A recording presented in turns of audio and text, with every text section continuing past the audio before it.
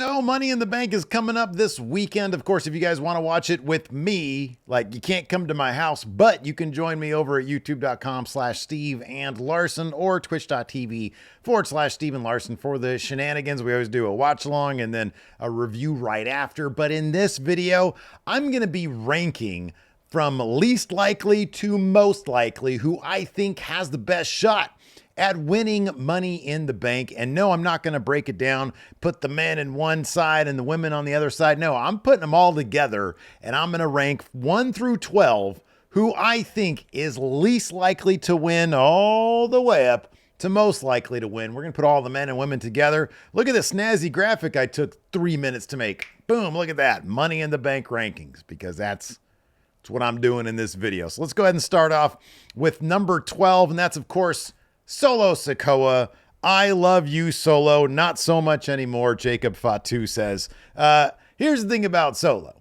At this point, and I love Solo these days. I like Solo now more than I ever have because he's brought that sort of comedic element to his character. A guy who knows he really can't control his cousin, Jacob Fatu, or his bloodline member. Is he actually a cousin? I don't even know. In any event, I love Solo these days. I really do.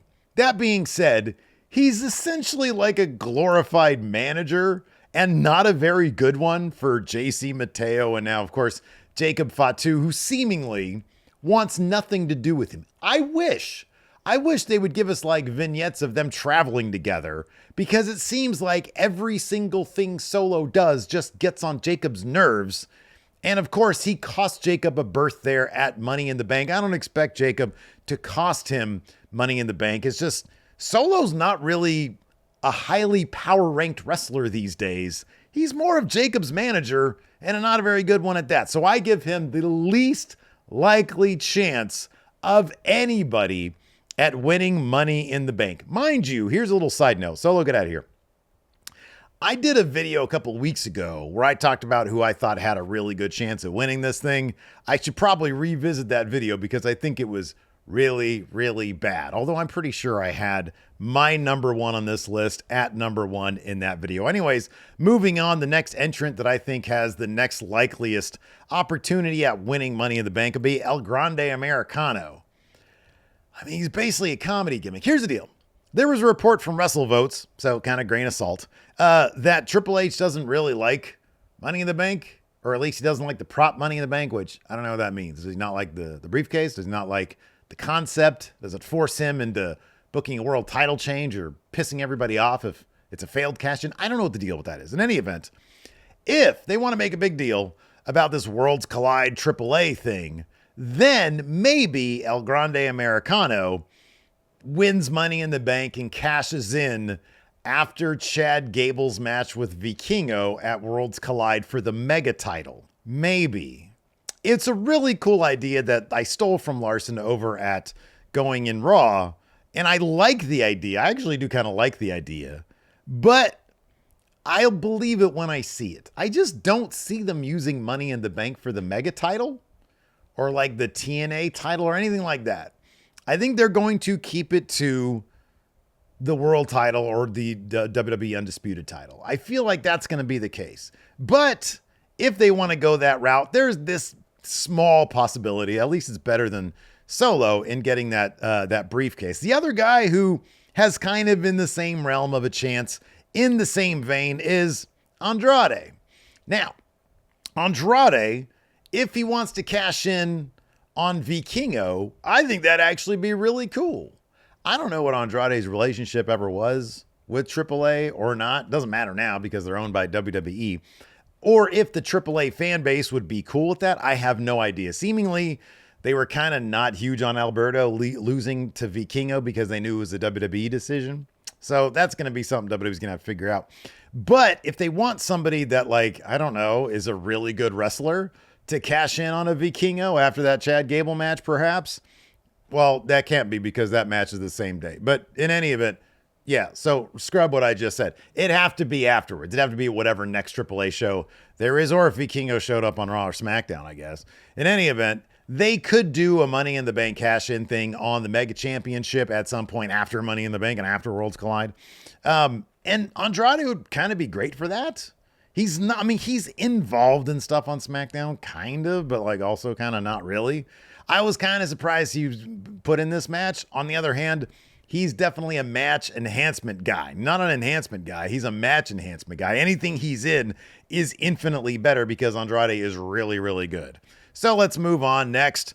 The women's division, Stephanie Vaquer. Now, here's the thing about the women's Money in the Bank is that, like, at a certain point, like, we just talked about 3 of the dudes. We cleared half the dudes off the list of, like, possibilities. I feel like all of the women have a chance. Can't say that about those 3 dudes. So everybody from here on up has a chance. Here's the thing about Stephanie. When you think of Money in the Bank, you think, okay, what does the cash in look like? Generally speaking, it works better on a bad guy, right? Because you have the opportunistic cash in, which is always really, really popular. Unless a bad guy has the title. Right now, Tiffany Stratton and Io Sky are both good guys. So I don't see Stephanie Vaquer getting this thing and then cashing in on a good guy unless a bad guy had the title, and then you can kind of see it. She's super popular, but I do kind of feel like they need to establish her on that main roster brand on Raw. Get her in a couple feuds first, and then maybe next year it would make more sense for her to win Money in the Bank. Right now, it kind of doesn't just make sense because she's brand new to Raw. So let's talk about somebody who's not brand new to WWE, Alexa Bliss. Again, I think Alexa has a chance, just like I think Stephanie has like a chance, but I don't know what they're going to do with her. They seem to have like a thing with her and Charlotte right now. But is she going to mix it up with the Wyatt Six? What is the thing that they're going to do with her and Charlotte? I feel like all that stuff needs to be resolved before she wins Money in the Bank. Of course, she's already won Money in the Bank in the past. She's cashed in successfully before. She's been world champion, and she's still kind of fresh off of a return. So the fact that she's really popular and they've always really liked Alexa Bliss tells me that, hey, she's got a chance. I think more of a chance than Stephanie Vaquer. But I don't know that it's like in the top 3 of the women. It's sort of in the bottom 3 of the women. Let's talk about Penta. He's up next. So I think Penta, again, maybe if you want to do the mega title stuff, you could do that. Or given that the World Heavyweight Championship scene right now is just really convoluted, Penta's popularity doesn't seem to be going anywhere anytime soon. He is really popular at that upper mid-card level. So maybe he could cash in on a Dom Mysterio. Maybe not. Maybe if you wait till, I don't know, the new year, maybe you wait till early 2026, see where the World Heavyweight title scene is then. If his popularity continues to skyrocket and Seth Rollins gets his hand on that title and CM Punk doesn't take it off him, then maybe their paths can cross here and people would pop huge for that. Do I see it happening? No, not really, because with the men, I really only see like 2 possibilities. But again, with that mega title situation, maybe it's possible that Penta, because he is sort of the most popular out of like but the dudes that I've already talked about, he's the most popular one of those guys. So I think it's not outside the realm of possibility. It would get a huge pop. And that's sort of the point of Money in the Bank as well, is just to get a massive pop. Let's talk about Julia. Happened to the top of her head.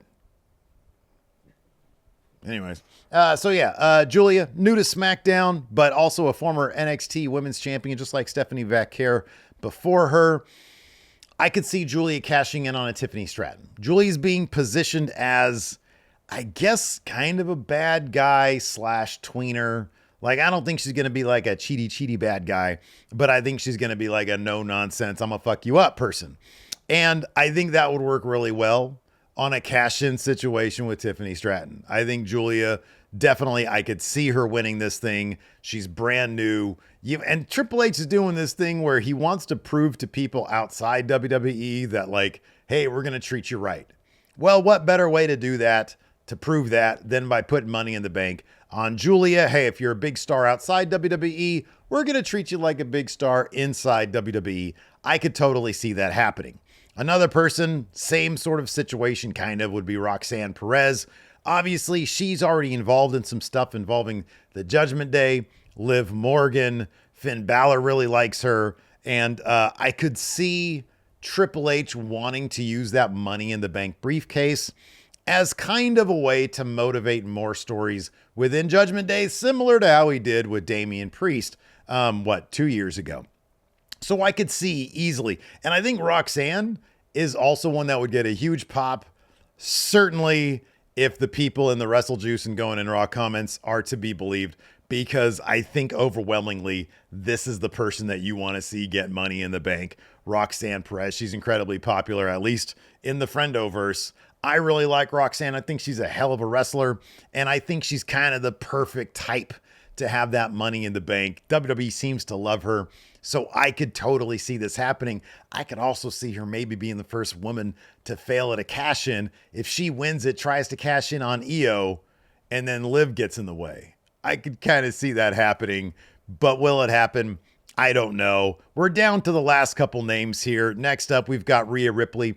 I feel like Rhea, just based off of her star power alone, has a really good shot at winning this thing. Money in the Bank. It writes itself. That being said, I kind of feel like her story right now, there's two things. Number one, I kind of feel like her story right now is like, she needs to stay away from the world title more than she needs to just win it. And she doesn't really strike me as like the opportunistic cash-in type.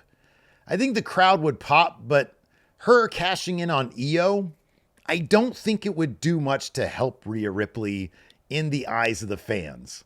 And Triple H is usually pretty good about gauging that kind of thing. So I don't really see Rhea Ripley, but it's Rhea Ripley. It might not make sense for her story, but it's Rhea Ripley. She'd get a custom case that would sell a shit ton, and Money in the Bank. It just makes sense. Like, it just totally makes sense. But I don't see it happening, but it makes sense. All right, next up, let's go with, here we go. My guy. Yeah, LA Knight. Now, this is actually, try to wrap your head around this. I don't think he's my number one favorite to win, but he's my pick to win. Because when I talk about number one, I'll tell you why. LA Knight, this is his third year. He still gets massive reactions. He still sells a shit ton of merch. And if Triple H doesn't like Money in the Bank, because LA Knight's a good guy and the title's on a bad guy, they could do the thing where LA Knight simply announces his cash in for Night of Champions. He doesn't sneak up on John Cena. He says, I don't need to sneak up on you. Nah. I'll look you right in the eye and I'm telling you, I want my title shot at Night of Champions. Cena wins because he cheats. Failed cash in, I guess, is what it would be considered. But basically, it would just be a way to motivate the title match at Night of Champions. I could totally see that being the case. If Triple H really doesn't like the title or the Money in the Bank briefcase, then it's just a one-line thing. Here's my briefcase. Take it. I'm cashing in for the next premium live event. He's a good guy. I could see that happening. It's like what RVD did with One Night Stand. I could see that being the case. Regardless, even if they do wait for him to cash in for like a bad... Cena's already a bad guy, but he's not going to take it off Cena. That's going to be Cody. He has a whole year. If Cody gets it and then, I don't know, Drew McIntyre takes it off him, maybe LA Knight can cash in on Drew McIntyre in an opportunistic cash in. I don't know. The guy is just super popular. Really popular. Anyways, so the next name on the list is number 2, and it's Naomi. I think she's going to win. I think she's going to win the women's Money in the Bank. Makes all the sense in the world. Here's how it's going to work. Naomi wins Money in the Bank. Her, Jade, and Bianca, they all had a stare down on that last episode of SmackDown. SummerSlam comes around. Before SummerSlam, she cashed in on Tiffany Stratton, wins the title. Come SummerSlam, triple threat, big three, her, Bianca, Jade. Bianca wins the title there, or Jade wins the title there. But I think Bianca wins the title there. She carries it to WrestleMania where they do Bianca versus Rhea Ripley. I think that just sort of makes a shit ton of sense.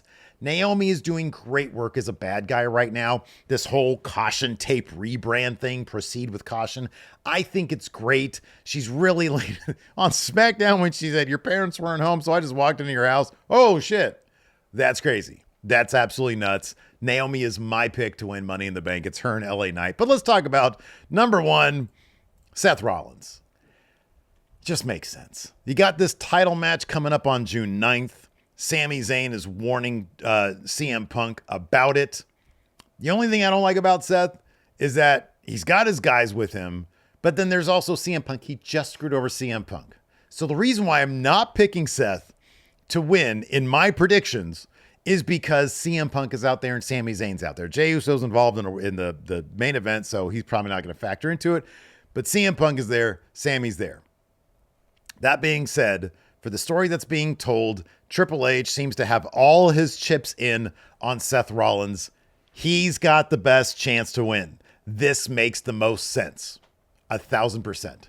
So there you go. That's what I think. There's my rankings for Money in the Bank, who I think is going to win or who I think has the best chance at winning.